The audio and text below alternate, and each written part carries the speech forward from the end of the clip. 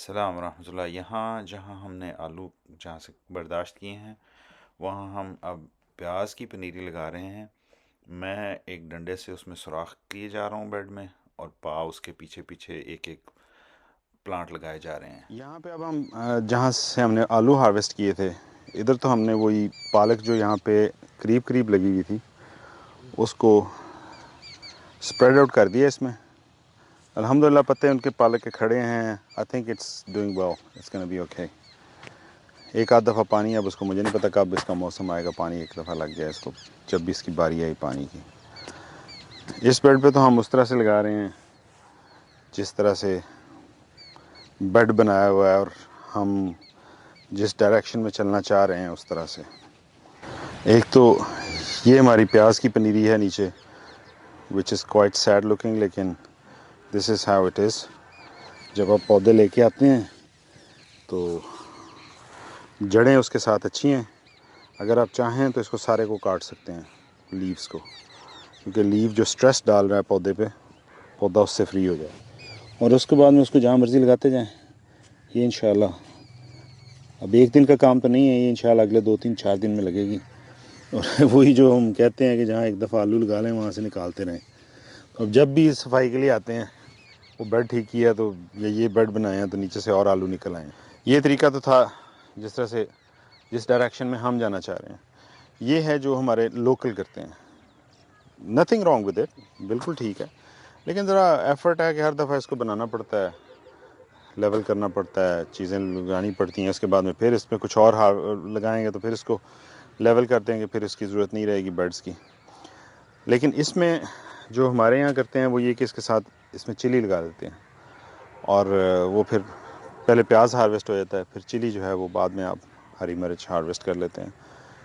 तो ये प्याज आगे फिर यहीं पे वैसे ही इसके अंदर जो मुख्तलिफ बेड्स हैं,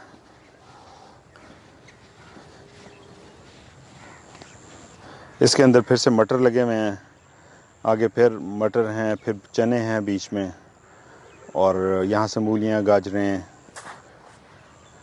और इस तरह की काफ़ी सारी सब्ज़ियाँ हमने यहाँ से हार्वेस्ट कर ली हुई हैं। गोभी आप देख रहे हैं कि ये वो खाने वाला फूल नहीं, अब सीडिंग वाला फूल जो है ना इसका, वो शुरू हो गया हुआ है। और उसके पीछे फिर हमारा लहसुन है, जो ऑर्गेनिक लहसुन। जो पहले 2 बेड हैं वो तो हमारा सीड भी हमारा अपना था, जो हमने कई सालों से चला रहे हैं। लेकिन जो उसके बाद वाले बेड्स हैं वो सीड हमने ख़रीदा था, ये वो देसी गुलाबी लहसुन। तो this is it.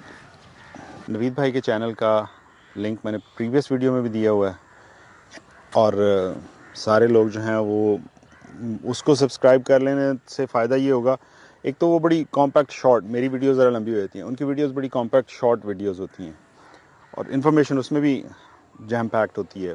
It's not a problem.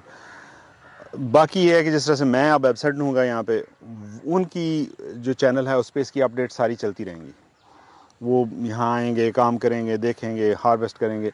तो anybody who wants to follow this, और आप देखना चाहते हैं कि इसकी यील्ड्स क्या हैं, जो प्रीवियसली हमने गंदम और उसका चावल का किया है, बेशुमार लोगों ने उसमें पूछा कि आपकी यील्ड क्या है और ये है वो। तो उसके लिए स्टे कनेक्टेड विद हिम।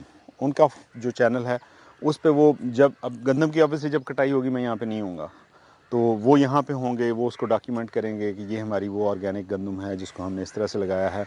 फिर अगली जो हमने उस पर प्लान किया है एक नया तजर्बा करने का चावल के लिए, इंशाल्लाह if we follow that through, तो वो भी वेरी डिफरेंट होगा जिस तरह से हमने ये किया था।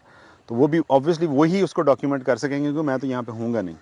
तो ये है कि उस चैनल को भी साथ सब्सक्राइब कर लें, और उसमें आपको बाकी की यहाँ की जो प्रोग्रेस है वो आपको मिलती रहेगी, और वो आपको आप अपडेटेड रहेंगे उसके साथ।